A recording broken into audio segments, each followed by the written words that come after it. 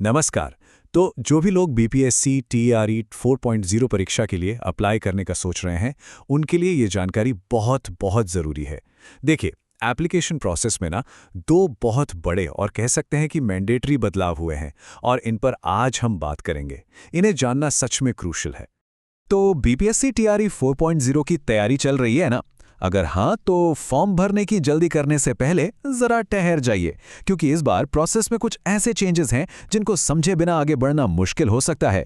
तो चलिए एक एक करके इन्हें समझते हैं। ठीक है, तो सबसे पहले बात करते हैं बदलाव नंबर 1 की।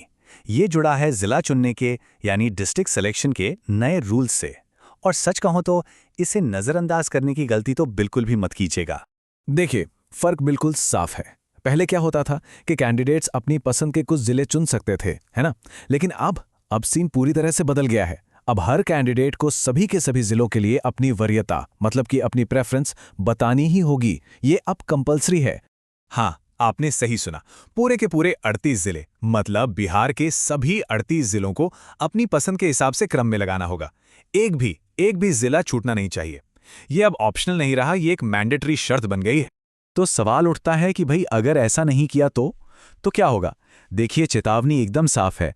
अगर आपने सारे जिले नहीं चुने और आपकी रैंक के हिसाब से आपको कोई ऐसा जिला मिल गया जो आपकी लिस्ट में था ही नहीं, तो रिजल्ट आने के बाद भी आपका फाइनल सिलेक्शन नहीं हो पाएगा।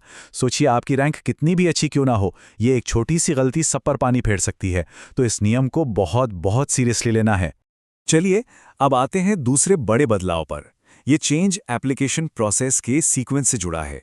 बीपीएससी ने इस बार क्या किया है, फॉर्म भरने और पेमेंट करने का जो पूरा तरीका था ना, उसे एकदम उलट दिया है। यहाँ पर भी चेंज एकदम क्रिस्टल क्लियर है। पहले क्या था? पहले हम पूरा फॉर्म भरते थे, सारी डिटेल्स डालते थे और फिर आखिरी में पेमेंट करते थे। लेकिन अब ये प्रोसेस बिल्कुल उल्टा हो गया है। आपको पहले पेमेंट करना होगा और जब वो पेमेंट सक्सेसफुल हो जाएगा, उसके बाद ही आपको एप्लीकेशन फॉर्म भरने का लिंक मिलेगा। तो हम इसे पेमेंट फर्स्ट मॉडल कह सकते हैं। और इसके पीछे एक बहुत बड़ा कारण है।